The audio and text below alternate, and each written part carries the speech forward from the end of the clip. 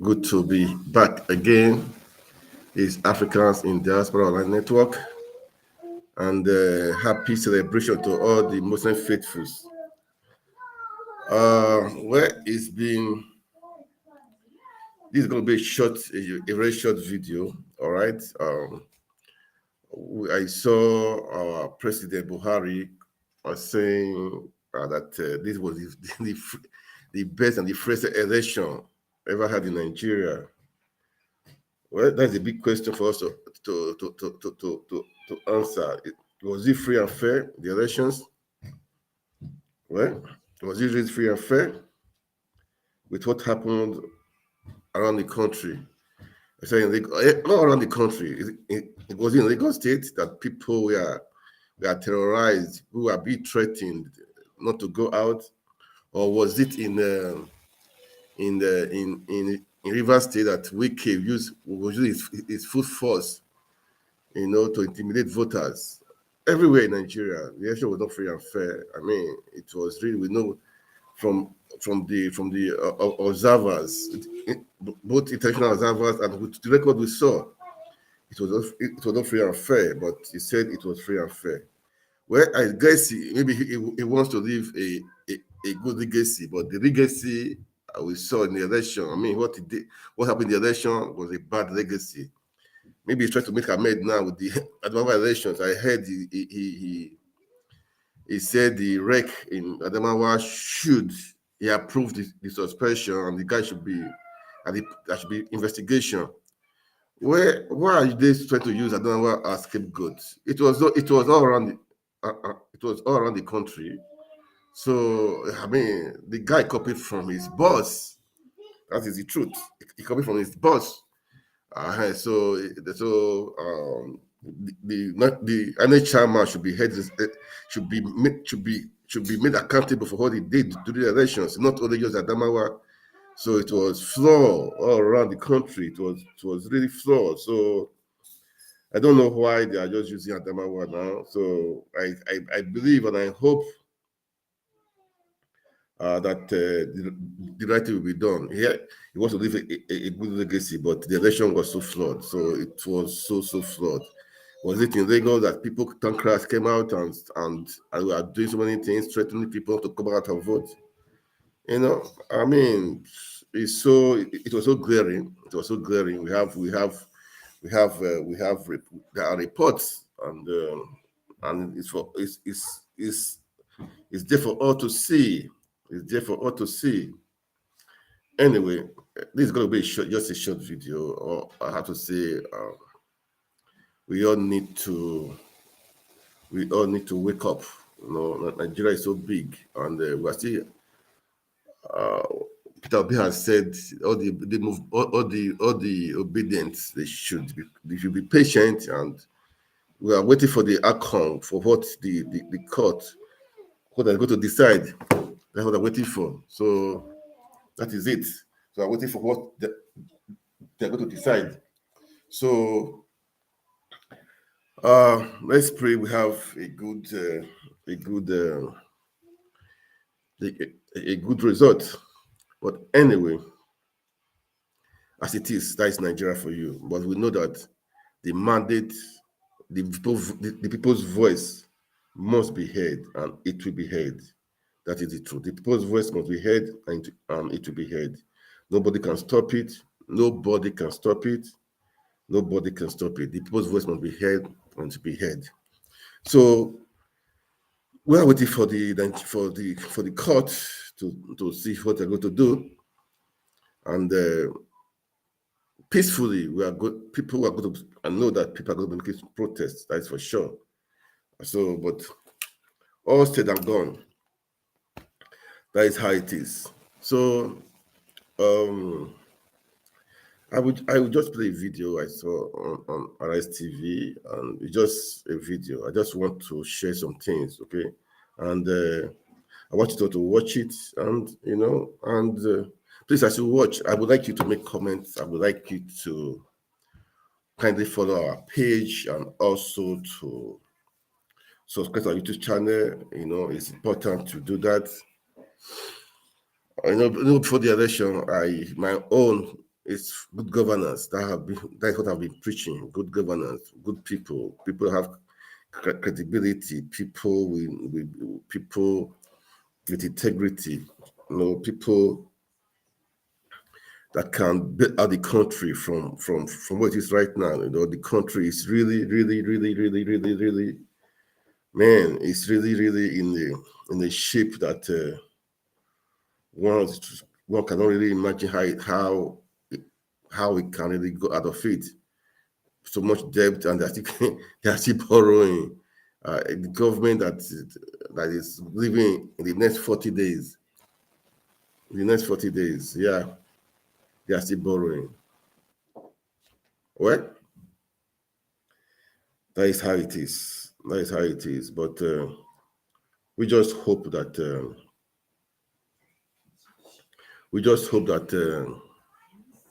the incoming government will do the right thing. That's why we all wanted, or we all voted for Peter Obi, because we believe he can do it. We believe he can do it. But anyway, that's not just why I'm here. So as I said before, happy celebrations to all the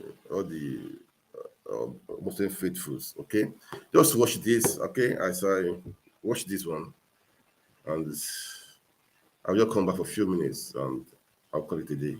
Please, as you watch, kindly make comments and share. Okay, like and share. God bless you. Atiku Abubakar, in his Salah message, asked Muslims to join efforts towards building a more united Nigeria in light of the recent unfortunate bitter divisions caused by national politics. Well, Atiku added that he is worried about how the outcome of the presidential election has deeply divided Nigeria. I mean, Dr. Abati, well, first of all, I'd like to congratulate our viewers. I'd like our Muslim viewers. Happy Eid.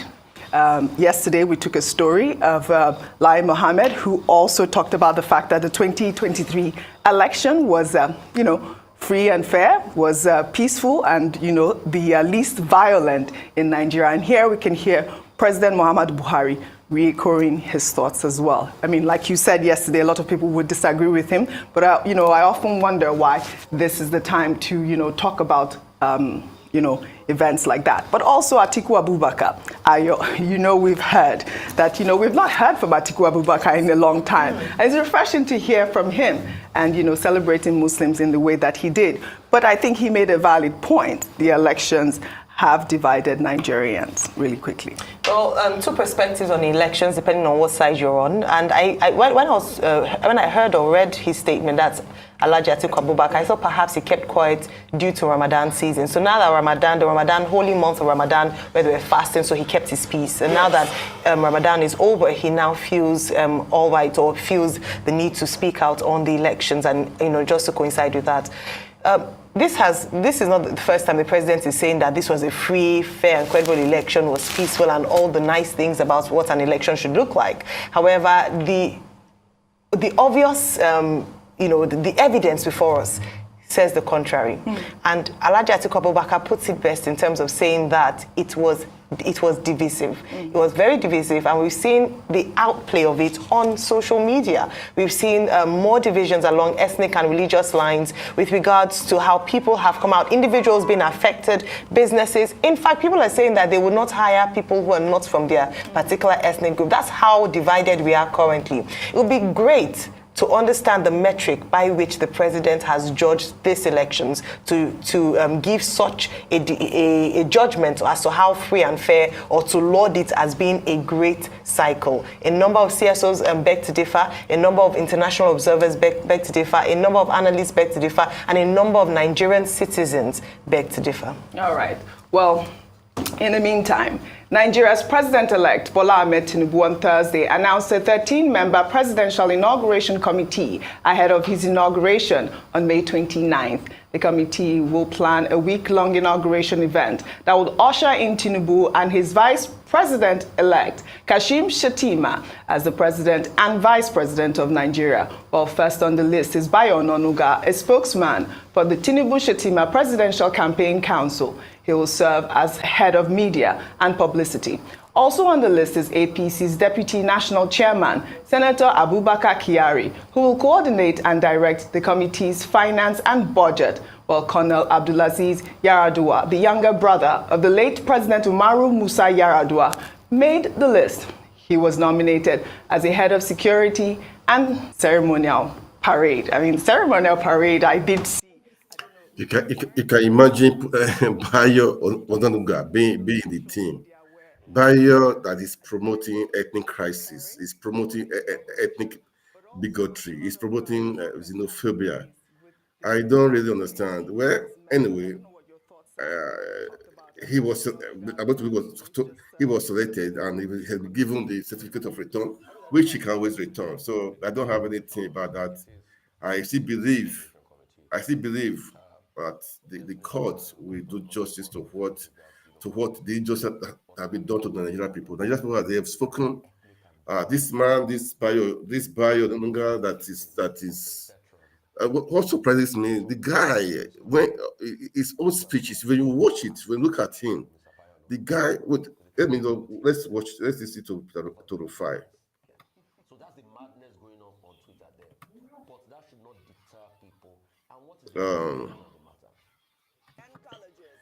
I wanted us to watch to listen to Rufai first, but anyway, I think I will.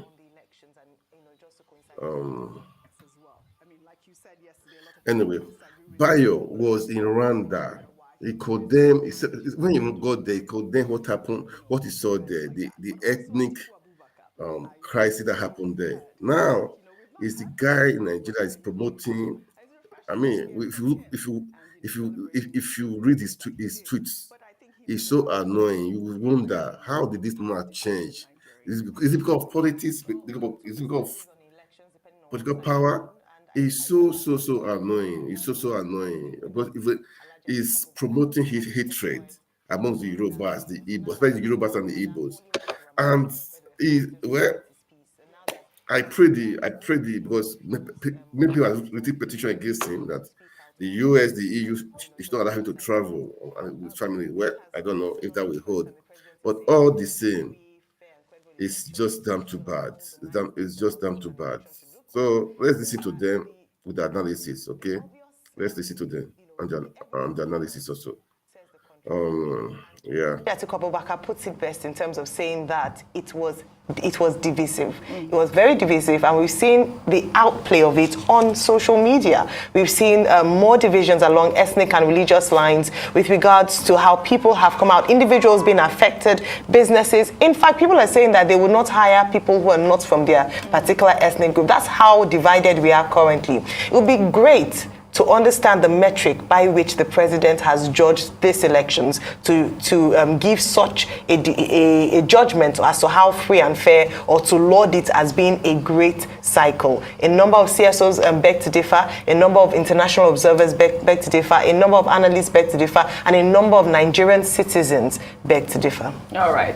Well, in the meantime, Nigeria's president-elect Bola Ahmed Tinubu on Thursday announced a 13-member presidential inauguration committee ahead of his inauguration on May 29th. The committee will plan a week-long inauguration event that will usher in Tinubu and his vice president-elect Kashim Shettima as the president and vice president of Nigeria. Well, first on the list is Bayo Onanuga, a spokesman for the Tinubu-Shettima Presidential Campaign Council. He will serve as head of media and publicity.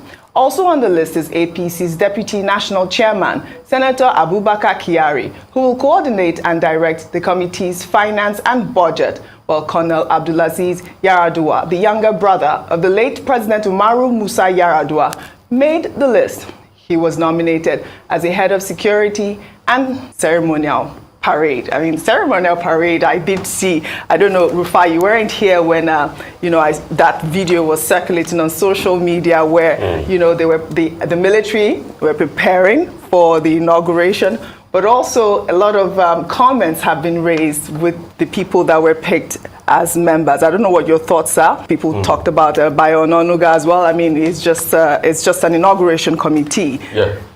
I mean, I don't have problems with anybody picking the inauguration committee. It is the APC's inauguration committee.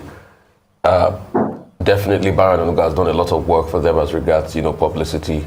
But I have a lot of problem with most of his very ethnic and vile comments, which is not befitting of a veteran of the struggles in this country.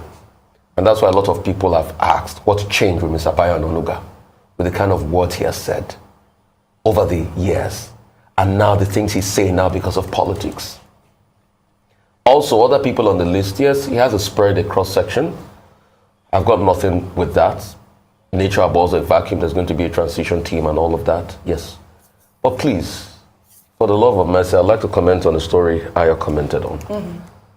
Let us see the truth always in this country. The truth will make you free.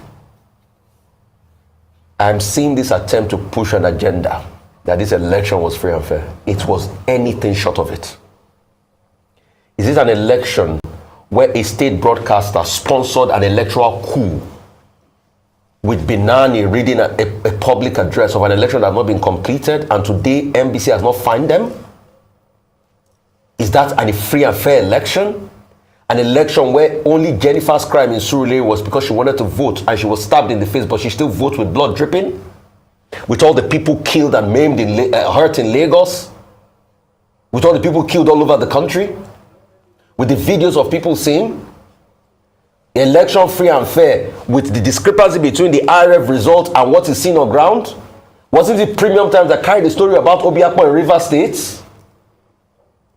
Because I've seen this attempt, and this attempt started after the Western media first flawed our elections and said it's flawed election. So there's a backtrack. Some people even traveled abroad. I'm not saying don't go and put your narrative forward, but tell the truth, because posterity will judge all of us in this country if we don't speak up. And the problem with Nigeria is that we've not been speaking up over the years and not saying things the way they are. That is the truth, man.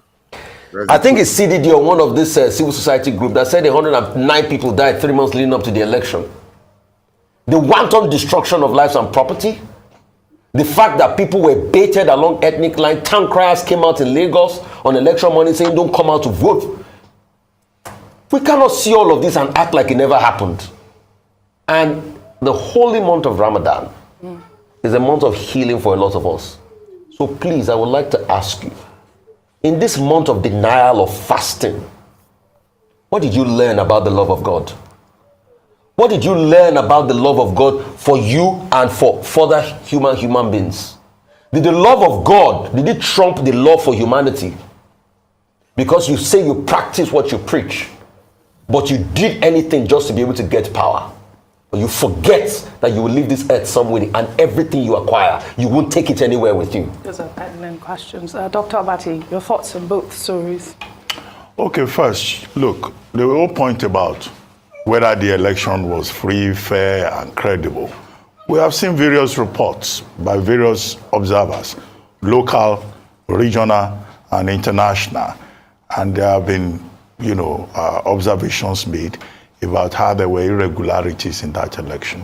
We've seen newspaper editorials telling the whole world how that was a flawed election that produced the outcome, but with the caveat that Nigeria could even organize elections and do so successfully raises hope about the future of democracy in Africa, given Nigeria's strategic importance. I'm just trying to do a quick summary of what others have said. But it is also, at the same time, as some people have argued, perhaps the most controversial election in recent Nigerian history. And that is why there are already over 400 cases before the tribunals at various levels. That is why even INEC is saying that he's looking for 3 billion for lawyers' fees. Because INEC is joined in almost every of the cases. In fact, lawyers are even saying 3 billion is not enough after we have spent so much money on the same election. That is why even in the presidential election, people are in court. Yes. Okay? So, and the presidential election petition tribunal, people are even saying, why has that tribunal not started sitting up till now? So there are issues. There are persons who have grievances, but you can understand where the president is coming from. If the president says, oh, it was free, it was great, and that in fact, he as president even lost in his own state. Yeah. And that's evidence that, He was not trying to influence anything. Don't forget that the president had promised before and even after the election that he wants to leave a legacy of a successful electoral process. But history will determine whether, President Buhari can add the elections conducted under his watch as part of his legacy. What is clear is that already people are already saying, look, we still have to do a lot in terms of reforms. As for the greetings to the Muslim Ummah, well, I join you also in saying Eid Mubarak. The one thing that we should note is that the general elections in 2023 coincided with two major religious events: Lent with Christians, Ramadan with Muslims. And this is a very religious country where you find a church or a mosque at every street corner. And yet, during the month of Lent, and yet, during the month of Ramadan, people were snatching ballot boxes. People were rigging. Electoral officials were misbehaving. We witnessed the most recent, the most brazen hoodooism in Adamawa State, where a resident electoral commissioner knowingly, willfully violated the law and usurped the functions of a returning officer. And yet these are the same people. Some of them have been to Jerusalem, some of them have gone to Mecca. They go for Umrah at every time, but they don't behave like true Christians. They don't behave like true Muslims. So one of the major challenges we face in this country is this gap between what I call private morality and public morality. Everybody is very religious, going to mosque, going to church. When it comes to conduct in the public space, the most pious people are the most, problematic in terms of conduct. And that's part of the problem we have in this country. Well said, Dr. Abati. We'll take another story. Social media influencer Chude Nnamdi, who has been accused of intentionally sending a message via his Twitter handle for the purpose of causing annoyance, inconvenience, and danger to the person of renowned businessman Dr. Emeka Offor, and thereby committing cyber stalking, which is punishable under Section 24 of the Cyber Act of 2015, on Thursday, was granted bail by the Federal High Court in Abuja in the sum of 10 million naira. Well, according to reports, the Inspector General of Police, Usman Alkali Baba, was the prosecutor in the case. Well, on March 18th, Nnamdi was arrested by the police in Anambra State and taken to Abuja. His arrest elicited criticism on social media, with some Twitter users claiming that he was apprehended over an alleged petition written by the governor of Anambra State, Professor Charles Chukwuma Soludo.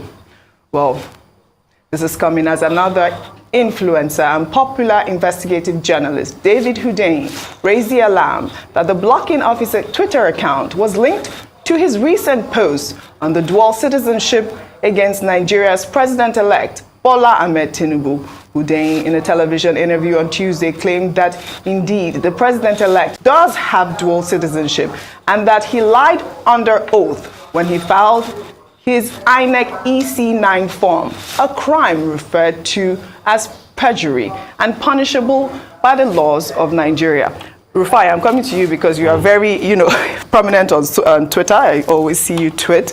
But, I don't know what your thoughts are on Hundeyin's story and the reason why they locked his account, because obviously he's talking about the fact that the person who he posted the personal details is a public, officer and should, and it's of public interest. And also your thoughts on Chude's arrest, which we mentioned, I believe, a couple of weeks ago when he was arrested in Anambra State and taken to Abuja. So a couple of weeks ago, Chude was arrested. We talked about it. He was released, made a public apology, but apparently the people that are involved in as I was saying, all the obedient, we should all be patient. Especially wait for the outcome of the courts, and we know the truth must prevail. The lie may that's for a while, but at the end of the day, the truth will always prevail. That is how it is. It will always prevail. Nigeria, it's the third time we take our country back. It's the third time we make things happen. It's the third time the rule of law prevails. It's the third time all this old wagon all these old politicians, we have to retire all of them. Now is the time. And the youth, they came out, the people, they came out to do just that. But they think they can override the will of the people. Well, anyway, we will see. And we will see. So we are patient people, we are peace-loving people. We want the best for our country. That is why we are doing what we are doing, preaching what we are preaching. You know. So I won't stay long, as I said before. It's just a short live video.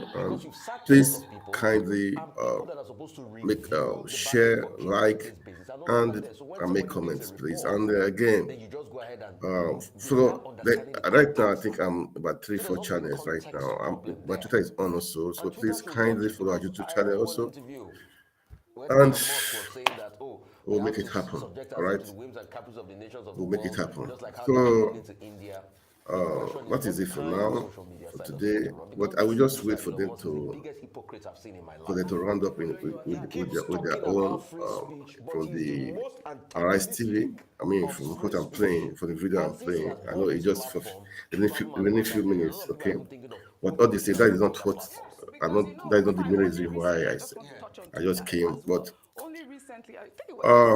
as Buhari has said, that this election was free and fair. Well, it's just too bad, but we know that it was never free and fair. It was the worst election so far, maybe compared to it. I wasn't the 2 elections, 2 or the 3 elections. For me, this is the worst ever. Just the worst ever, man. The worst ever. And I wonder what will happen in 2027. That's why we are praying. We want to make sure we take our country back from all these so-called politicians. I mean, they feel they are so powerful. They feel they own the world. They feel nobody can do them anything. Man, the way they do things, God help. But we will definitely take our country back. That's what we are praying for. We want to take our country back, and we'll take it back, and we'll take it back. We'll take it back. Nothing stopping us, and no one can stop us. No one can stop us. So I will call it a day for now. Okay, and see you guys soon again. Let me play this video. Just watch the video. Absolutely.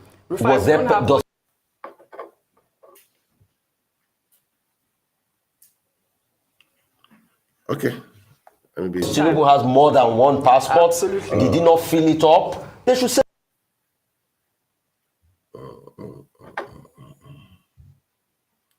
What's up there? Okay. Something. Yes, we've been waiting. We've been waiting, and the silence is so cold.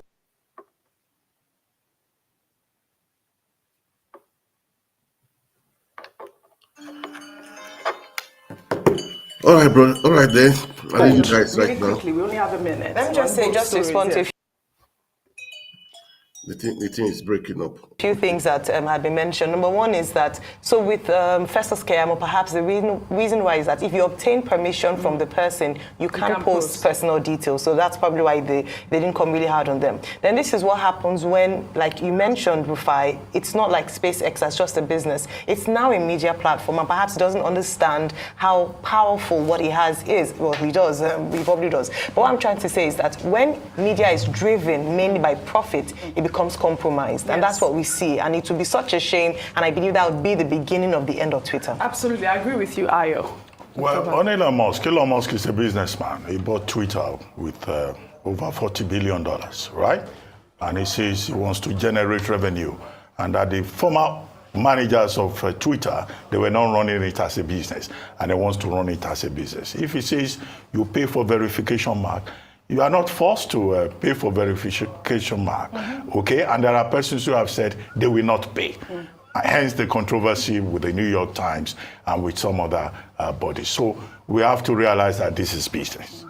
As for David Hundeyin, the defense that is putting up is that, well, this is temporary suspension. It's not that it's been fully blocked or suspended. No, it's been lifted. And that he will come back, you know, because he will make his own presentation. And the defense that he has given is a certain principle about public figures. that once you are a public figure, you are very limited claim to privacy. Exactly. The principle in law is called volenti non fit injuria. If you don't like it, don't go near the kitchen. Yes. Okay, so it's good to hear that, that's suspension. All right, guys, I'm going to leave it like that for now. Please kindly subscribe to YouTube channel, follow our page. Please like and comment. Okay, so that's it for now. I will call it a day. Thank you so much for watching. God bless you. God bless Nigeria. We hope for a better Nigeria. That's our prayer. Those in diaspora, Nigeria will be great again, and everybody, Nigeria will be great again. I so much believe that. All right, guys. Thank you so much for watching. God bless you all. Good night.